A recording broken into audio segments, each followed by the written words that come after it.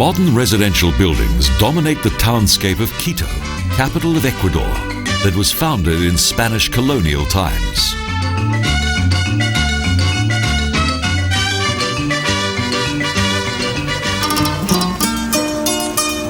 Quito is the starting point for most journeys through this fascinating country that is situated on the Equator and which offers both cultural as well as many natural attractions, and especially the Galapagos Islands. Particularly impressive is the daily street life that takes place in this metropolis with a population of 1.5 million.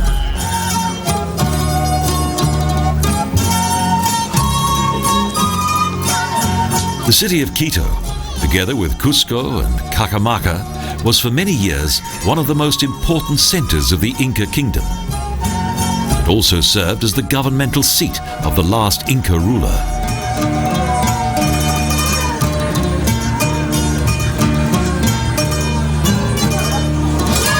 In 1534, the city was re-established by Spanish conqueror Sebastián de Benalcázar.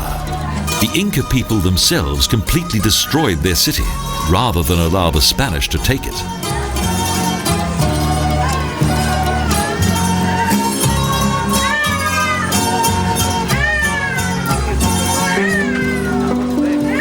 The conquistadors also introduced Christianity to Quito. Since then, Christianity has played an important role in the lives of the people, and its influence can even be found in the local marketplace.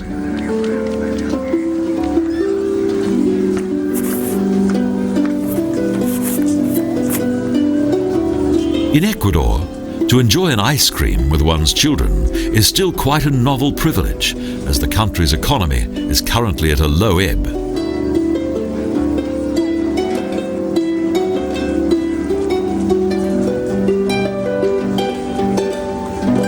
The old town of Quito, with its magnificent sacred buildings and monuments that date back to the Baroque period, reflect colonial times, when the Spanish exploited the local population of the Andes without mercy. A large number of policemen watch over the festivities that are being held in the capital in honor of Ecuador's various ethnic groups.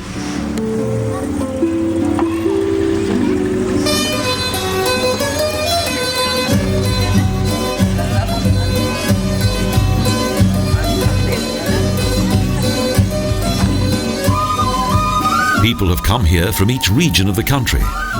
They take great pride in their traditional clothing. Most are related to the people of the legendary Inca Empire that once covered much of South America.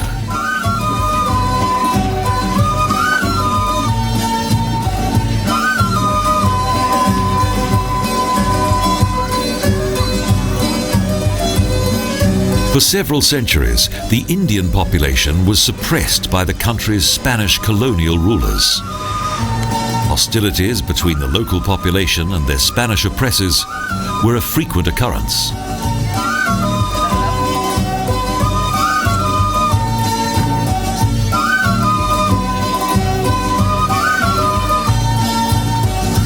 Only in 1830 did the people of Ecuador succeed in regaining their independence.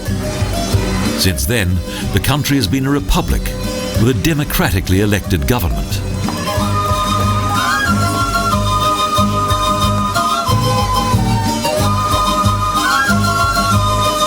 Most of those who are taking part in the demonstration are not from Quito, but from the Andes highlands.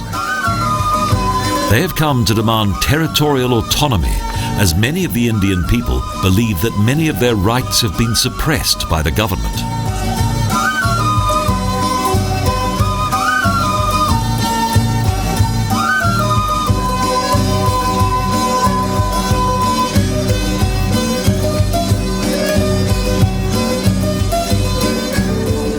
Ecuador is a land full of contrast. On the one hand, it's a country plagued by economic problems, and on the other, it contains numerous important cultural treasures that date back to the glorious Inca kingdom, as well as to colonial times.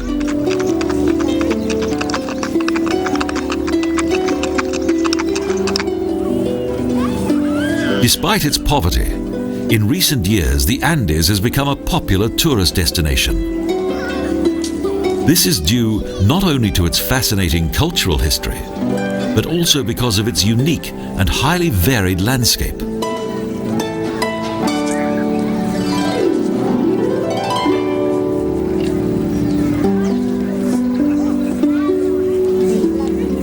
Almost everywhere, the people of Quito offer goods for sale along the road. Regardless of their problems, they still manage a smile. The local animals don't appear to be intimidated by man. As with the various markets, they are part of the town's daily scenery.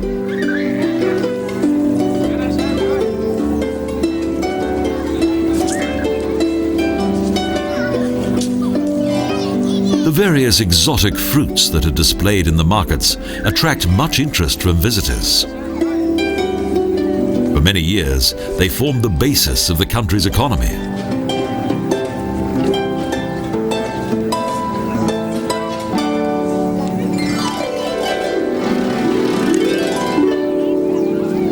Only agriculture was more important. Up until the discovery of large reserves of oil here, bananas were the main export. However, the discovery of oil has not appeared to improve the poverty that is rife here.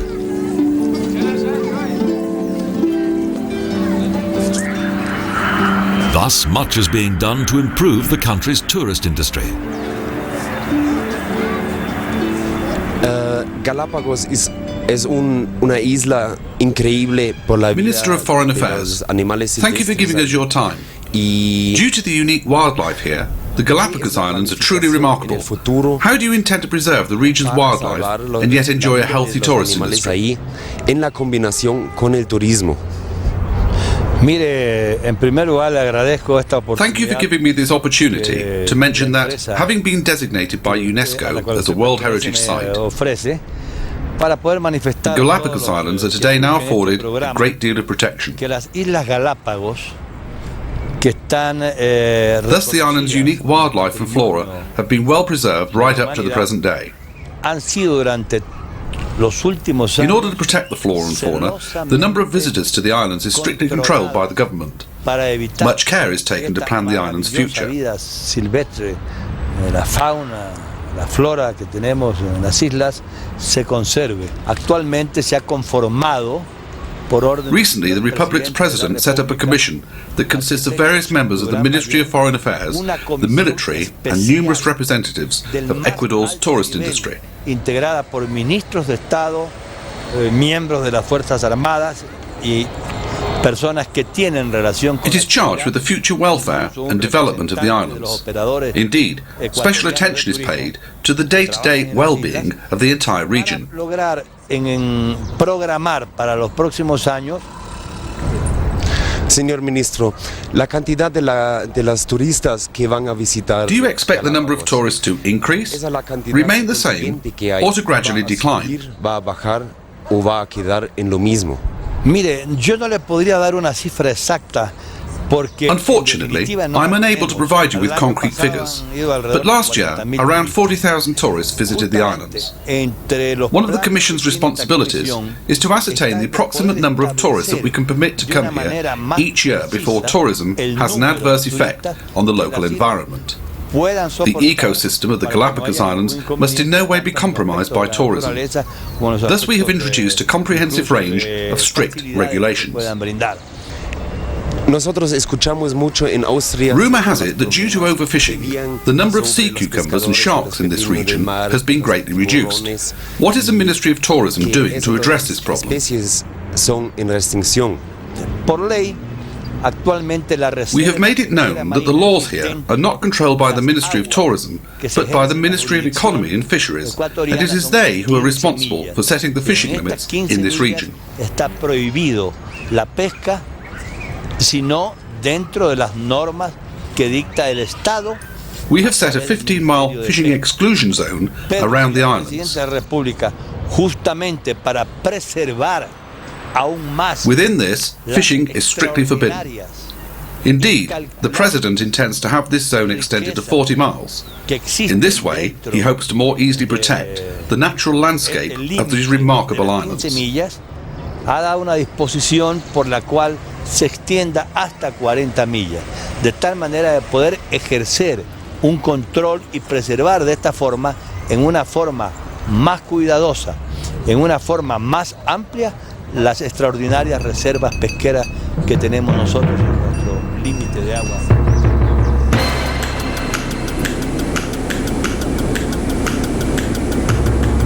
After hearing so much of the beauty of the Galapagos Islands, it's now time to experience it for ourselves.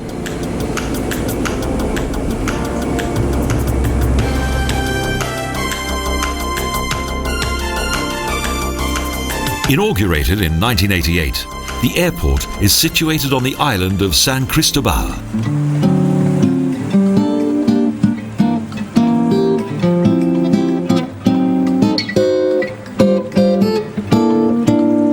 The journey to the fascinating animal kingdom of the Galapagos Islands begins in Baquerizo Moreno, the largest settlement on the island, which also has the largest fishing harbour of the entire archipelago.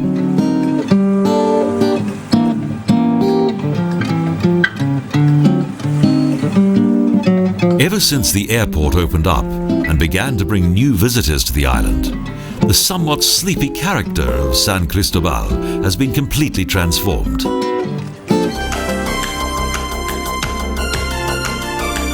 Prior to departure, the expedition's technical equipment, underwater camera, and each other item of luggage is stowed away safely on a small boat on board the diving ship.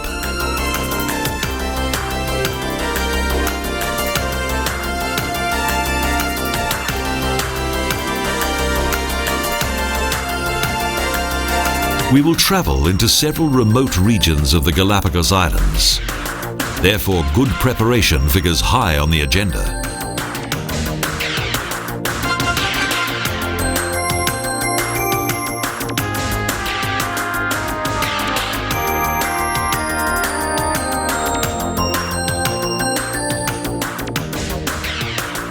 The underwater camera, the most valuable item of all the technical equipment, is carefully loaded into the dinghy.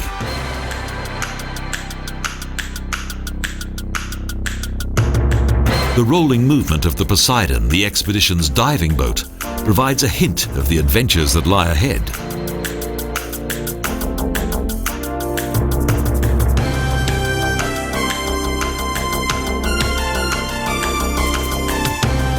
In order to avoid the customary seasickness, those on board the Poseidon are given a cup of tea rather than a full-blown meal. There's a good view of the island of San Cristobal that was originally created as a result of volcanic activity.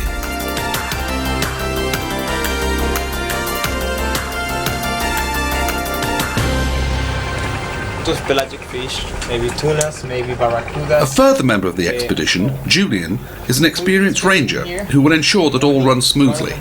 He will go through each day's schedule and plan the time of each dive. After that, maybe after breakfast, we make another dive, 9 o'clock. Right after that, everyone on board the Poseidon is looking forward to the underwater world that lies ahead. go all the way around, down, and we cross Equator again.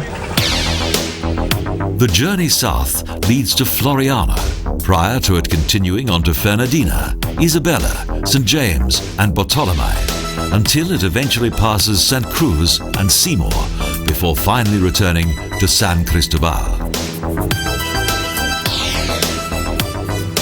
In the morning, Carlos, the Poseidon's cook, is already busy preparing freshly caught fish for lunch.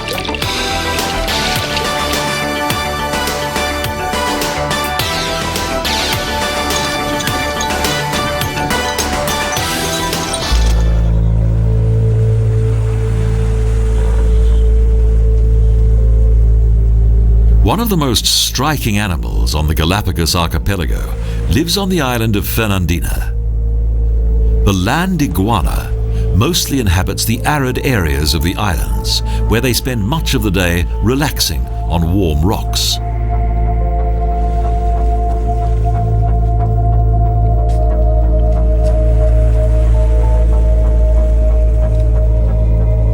Land iguana can grow up to 1 meter in length and can weigh up to 13 kilograms. Their frightening appearance is reminiscent of legendary dragons. They have no natural enemies. The iguana must therefore defend its territory only against its own species.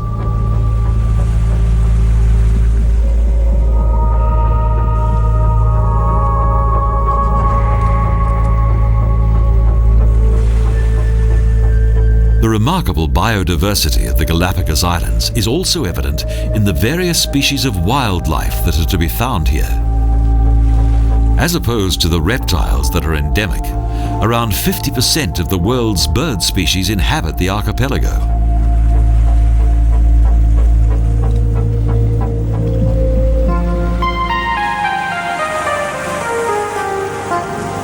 The Galapagos sea lion can be found on most of the islands. Even though it's closely related to the Californian sea lion, those living here are quite unique.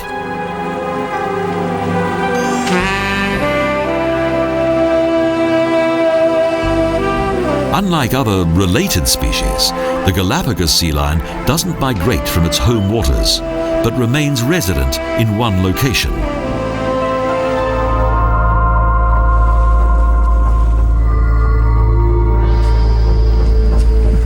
The flame-red Sally Lightfoot Crab that is to be found on most of the rocky coastline is particularly easy to spot on the dark volcanic rocks of the island.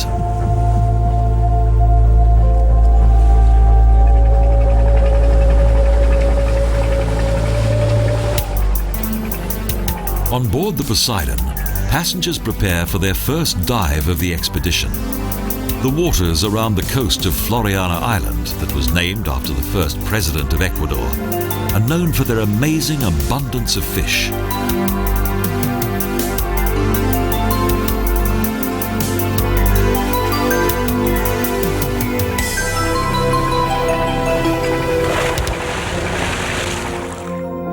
The team is soon visited by a curious sea lion. Here, the animals are in their natural environment and demonstrate their excellent swimming skills.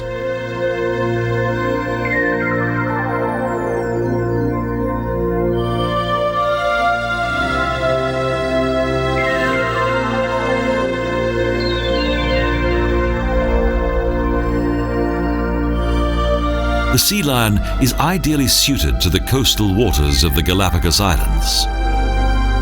Food is not a problem, as despite the use of illegal fishing techniques here, there is still a plentiful supply of fish.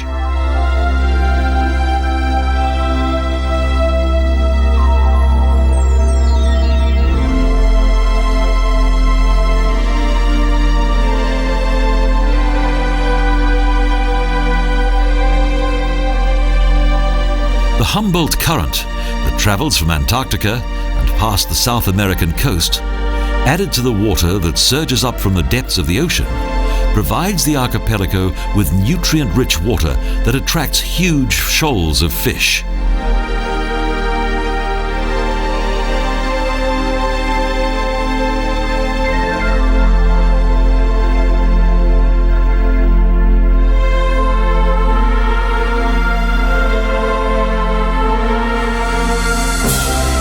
The impressive wealth of fish around the Galapagos Islands also acts as a magnet to several of the larger fish. But this dive is mainly dominated by the massive shoals.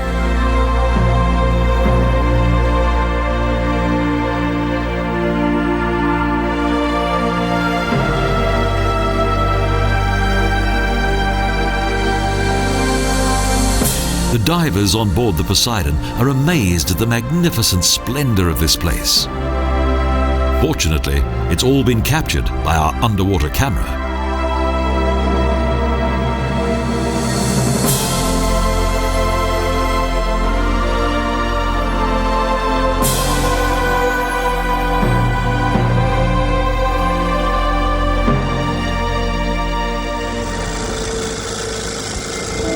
The journey now leads to a part of the island that is well known for its geology. Redonda, that together with the nearby island of Isabella has an estimated age of between 500,000 and 600,000 years, is one of the younger islands of the archipelago.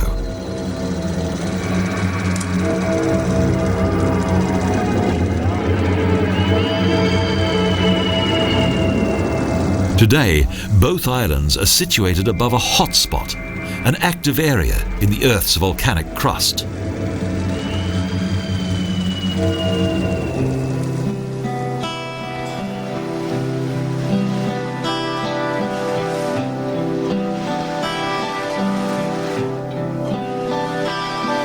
Despite the active oceanic volcanoes and sparse lava landscapes of both Fernandina and Isabella, these islands are anything but hostile.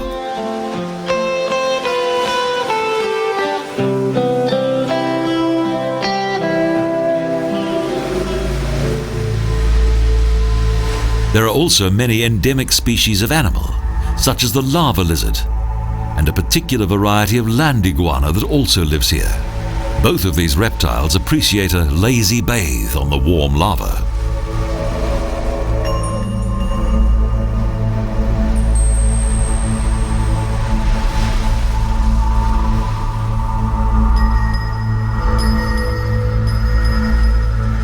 But the island's coastline is not only dominated by reptiles. The rocks also provide a habitat for several colonies of Galapagos penguin.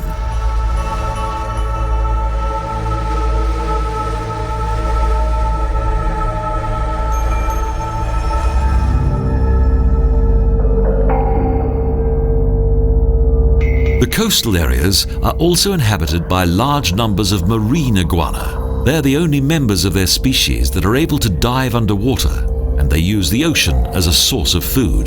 The shortage of food on the islands was the most likely reason why these animals adapted to life below water, an unusual place to find such creatures.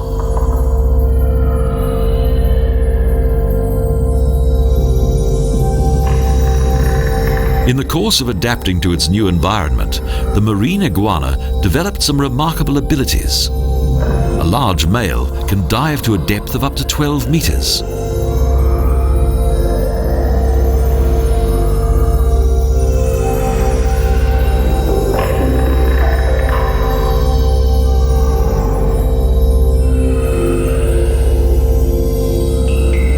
To make it easier to eat the algae off the rocks, the face of the marine iguana became much flatter over the course of time when compared to the features of the land iguana.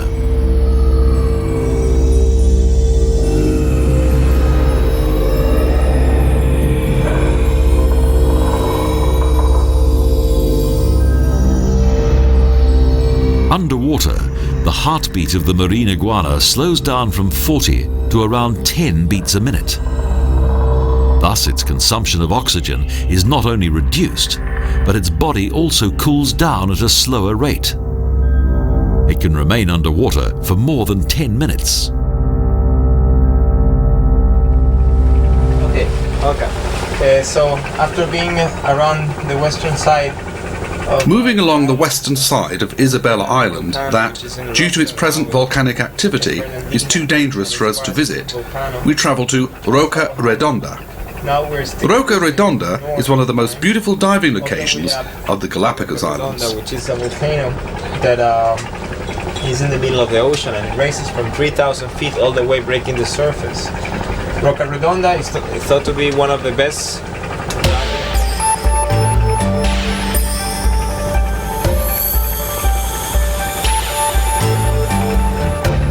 While the captain of the Poseidon greets another nearby boat, the divers have already begun their next underwater adventure.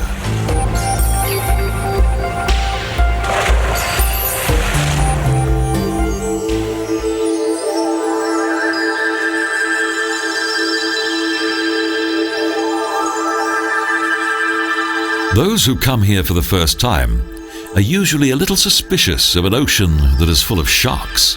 But despite its scary appearance, the white-tip shark is not an immediate threat to divers. Human flesh is not usually to its taste.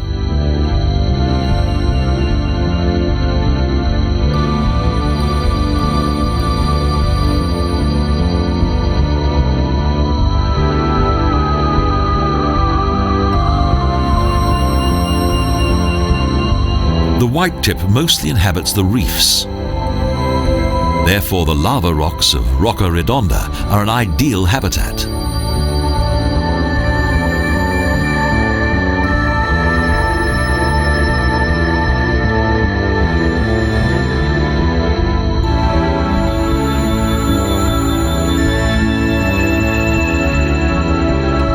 The only creature that is larger is the hammerhead whale that populates the waters around the Galapagos Islands in surprisingly large quantities.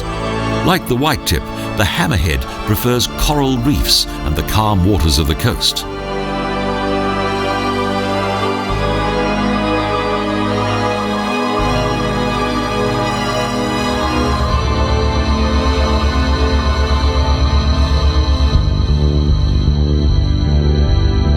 Unlike the great hammerhead, that is a solitary animal, the more common small hammerhead is an extremely social animal.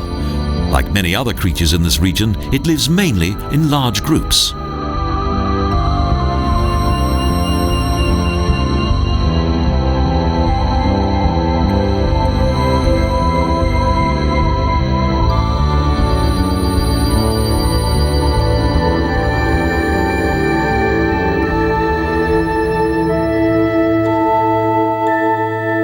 Despite its amazing camouflage, the divers are fascinated by a beautiful ray that moves close to the volcanic rocks of Roca Redonda.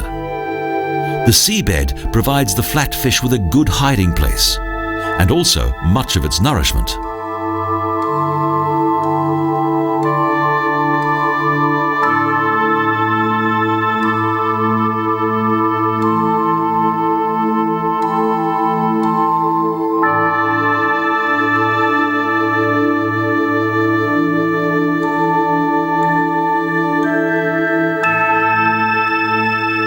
Although the shark looks nothing like the ray, each of these species is quite closely related to the other. In the Jurassic period, the ray developed from a relative of the shark.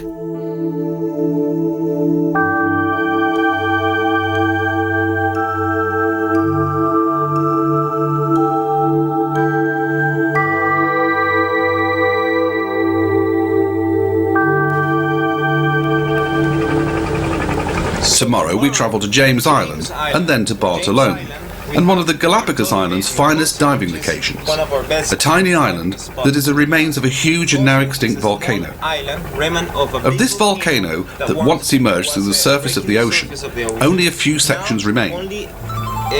We will dive down for 19 meters and then drift back with the current. And coming back more or less 50-70 feet.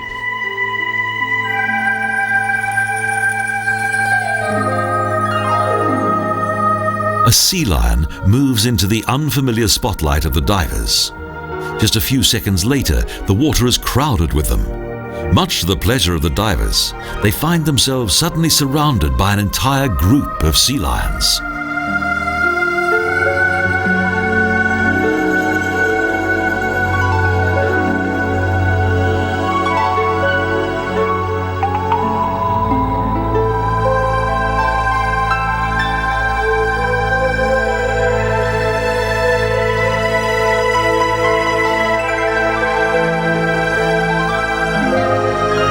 While the adult male sea lion can sometimes show aggression to divers, the females and their young are extremely playful and unafraid of man.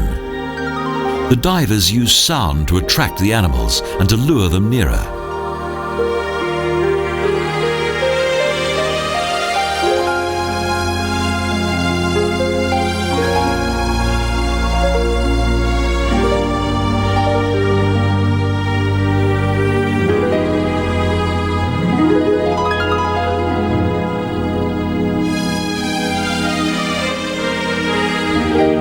They're not shy of performing in front of the camera. For the divers, this will be a memorable experience.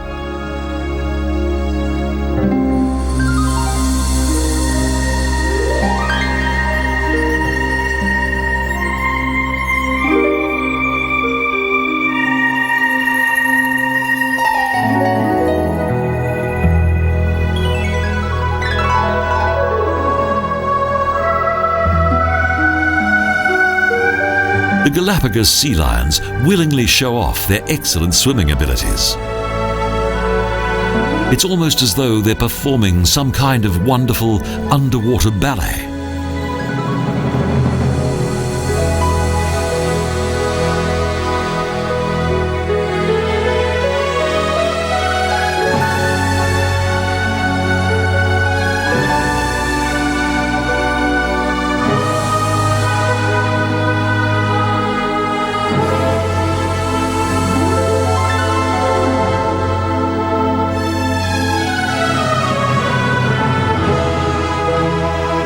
Soon several sea lions collect around the cameraman as if requesting a final snapshot before they disappear once again.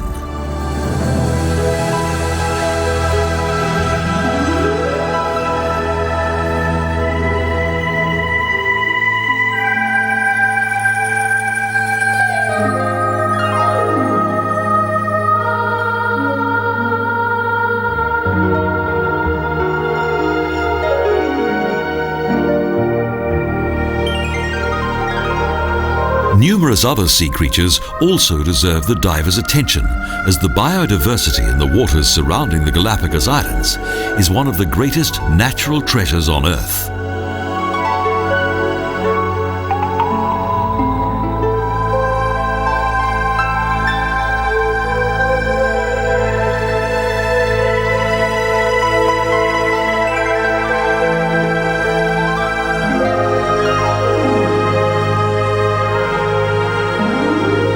An entire colony of sea stars extends across the seabed, a truly incredible and magical sight. Again, another ray appears. The giant manta, also known as the devil ray, can also sometimes be found in this region.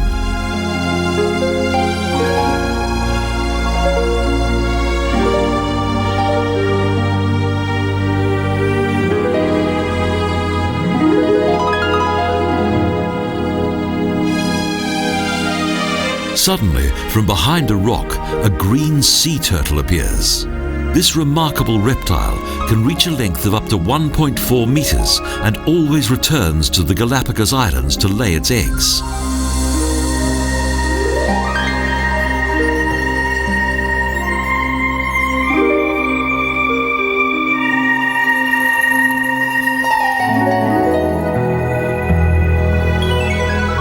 The sea turtle is an excellent and tenacious swimmer that can travel long distances.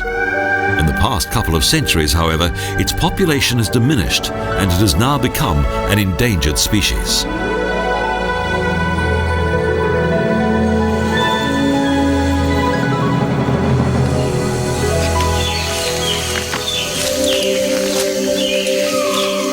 On the second largest Galapagos island of Santa Cruz, close to the village of Santa Ponsa, the expedition continues on dry land.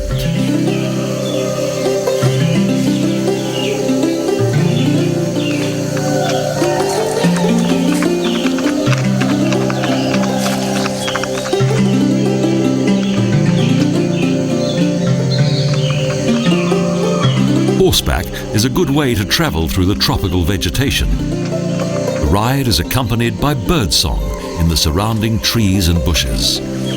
But birds are not the main focus of attention here.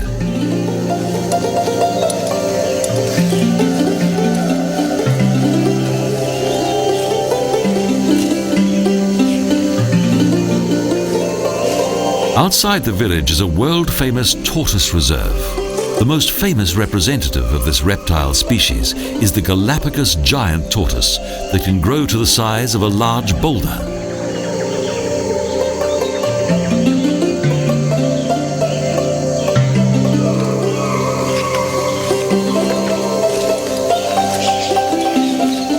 A total of 14 different species of giant tortoise have developed on the Galapagos Islands, even though only 9 of these have survived until the present day.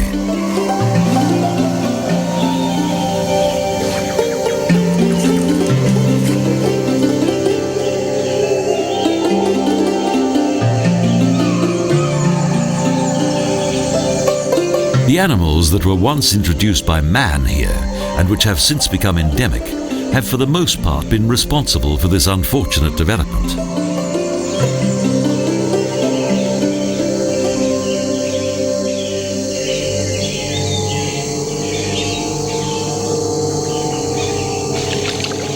So it's no wonder that the Galapagos giant tortoise casts a wary eye on those who visit the Santa Cruz Nature Reserve.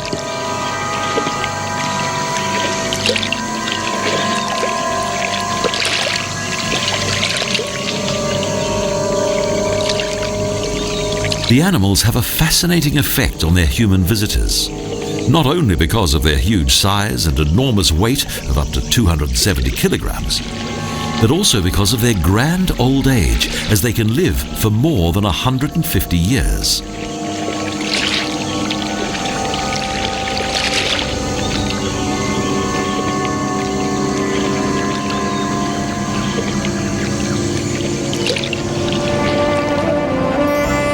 Our journey now continues to the next island.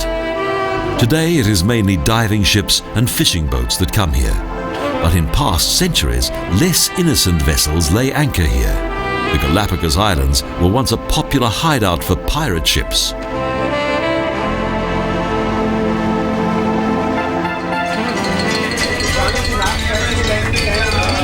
On board the Poseidon, an improvised birthday party is taking place.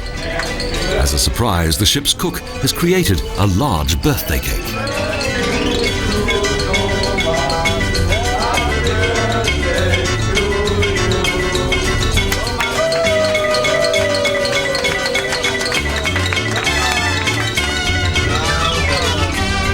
The blowing out of the candles is not a problem. On the contrary, even though he was not prepared for such a surprise.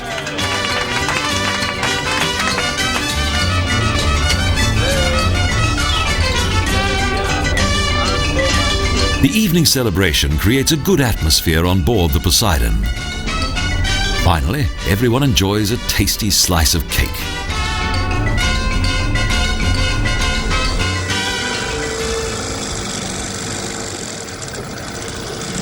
The next morning, we arrive at the small island of Plaza. While the dinghy continues to search for a landing place along the coast, it is accompanied by several sea lions.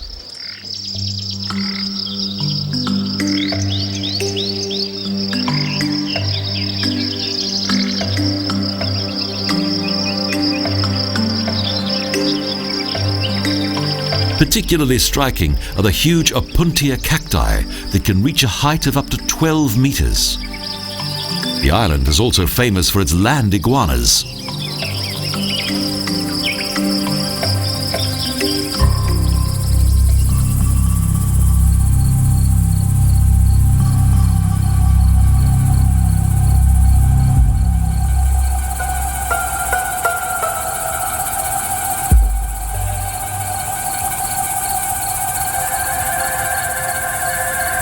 In the morning, the land iguanas on Plaza Island sunbathe, while at midday they prefer the more shady, rocky areas.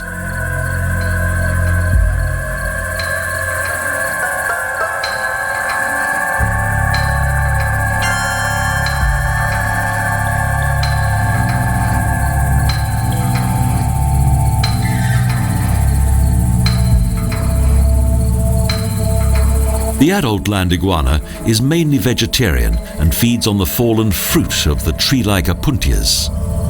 The young, however, prefer protein-rich insects.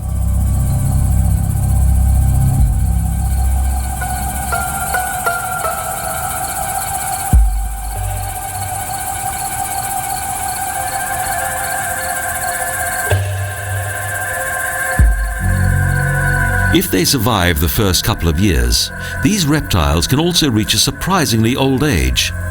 Some have been known to live for more than 60 years.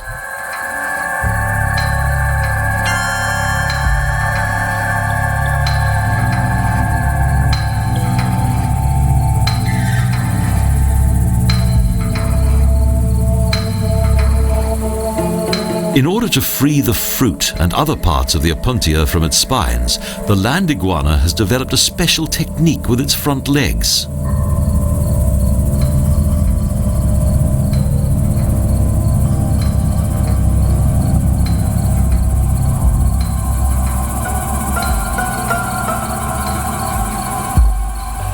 For those seafarers who first discovered the island in the 16th century, the land iguana must have seemed like a creature from another planet. In fact, they're completely harmless and therefore pose no threat.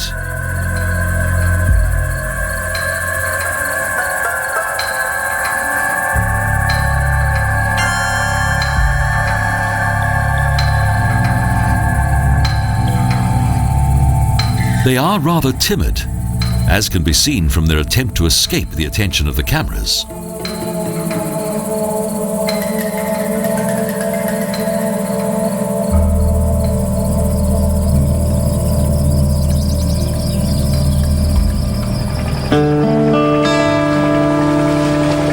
Around 20 kilometers southwest of Santa Cruz is the 24 square kilometer island of Santa Fe. This island contains a lava plateau that originally rose from beneath the ocean.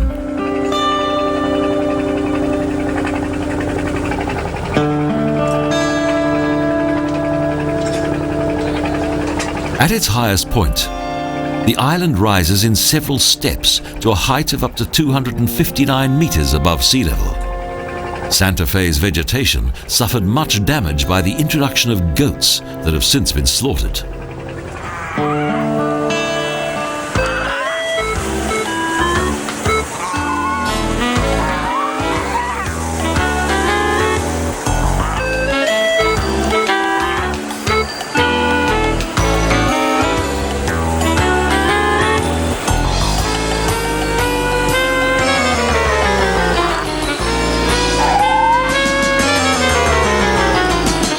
For many years, the sandy beaches of Santa Fe have been occupied by a large colony of sea lions.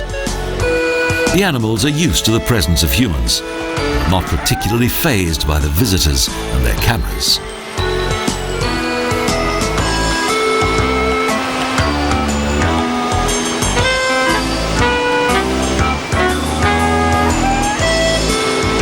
They're totally unafraid. The animals roll around in the sand. A perfect environment for these captivating creatures.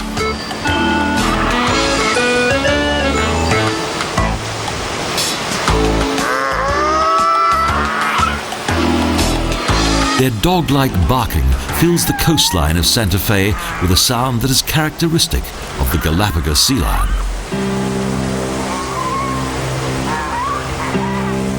For photographers, the sea lion is an ideal opportunity. It's a photogenic creature and very easy to photograph. It's possible to get to within just a few centimeters.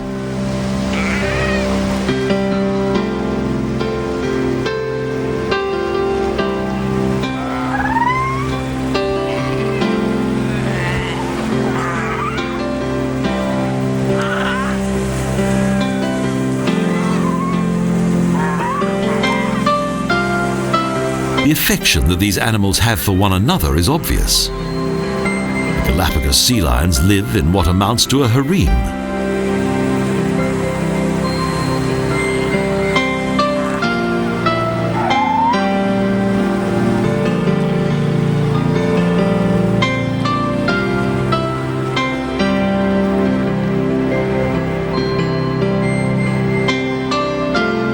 The male sea lion mates with between 5 and 25 females.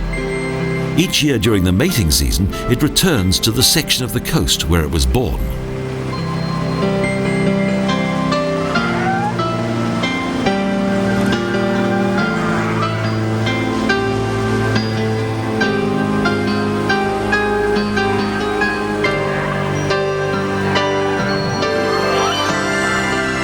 After between 342 and 365 days, the female gives birth. Most of the young Galapagos sea lions measure 80 centimeters and weigh between 6 and 9 kilograms.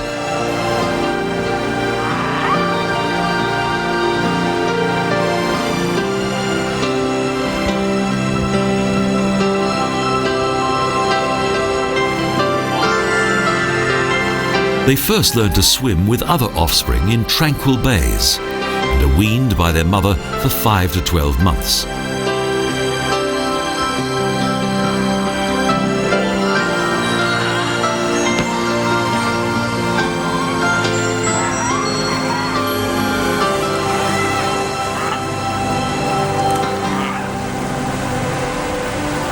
Sometimes it seems as though the sea lions are distracted by their human observers, but they're totally non-aggressive.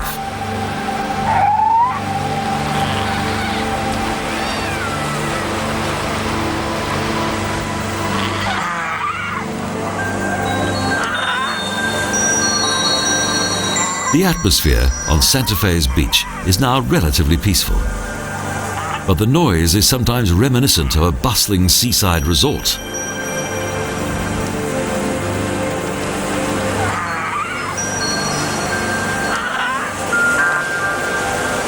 Until the birth of a new baby sea lion, the young remain with their mother before they either become part of the harem or join another group.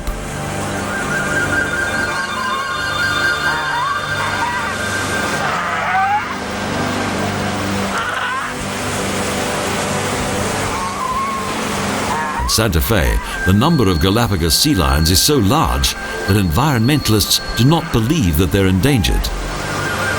The island's beach is an ideal place to observe them.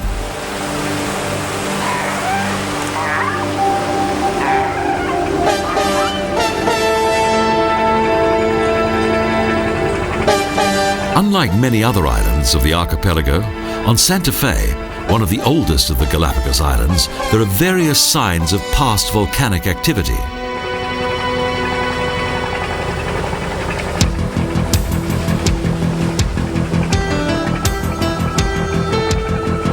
The journey on the Poseidon is slowly coming to an end as the volcanic rocks are warmed by the last rays of sunlight. A truly beautiful sight.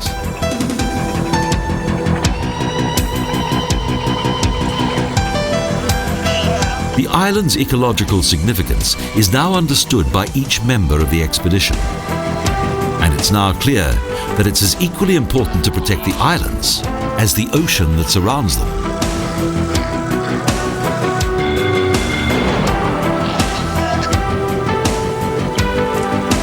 Man has already caused some harm to the islands.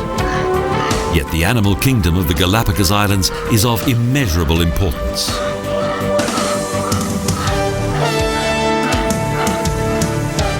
Paradise-like conditions on the islands are presently under threat.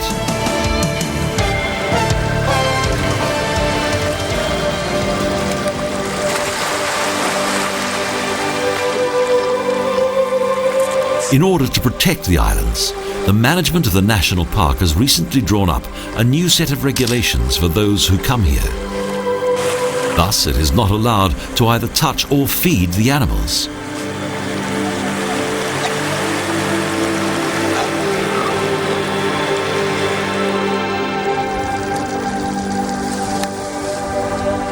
Due to its great endemic biodiversity, this isolated archipelago has often been described as the Noah's Ark of modern times.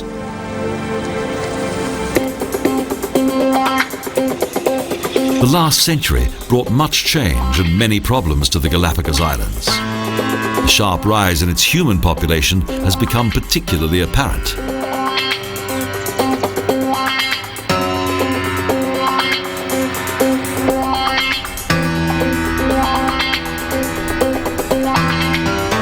The islands are inhabited by almost 19,000 people. They became permanently inhabited when they were annexed by Ecuador in 1832.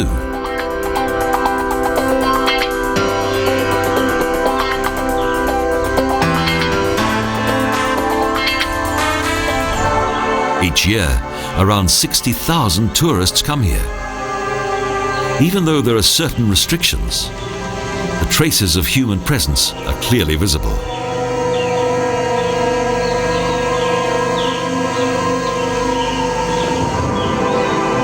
The most famous visitor to the islands was in 1835, and today the name of the scientist Charles Darwin is inseparably associated with the archipelago.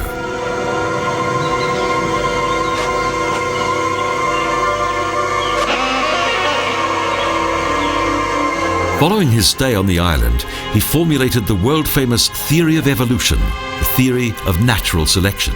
Thus, Darwin laid the foundation for both the modern theory of evolution and the principle of common descent by proposing natural selection as a mechanism. Both whalers and privateers have also left their destructive traces here.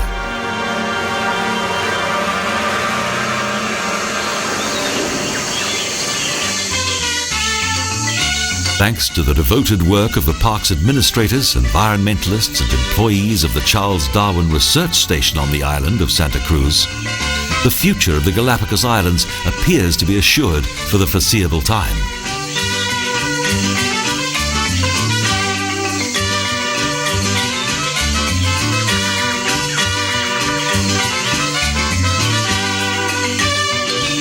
The archipelago, located around 1,000 kilometers west of South America, provides its visitors with a magnificent overview of nature, including the lush green of these fertile meadows.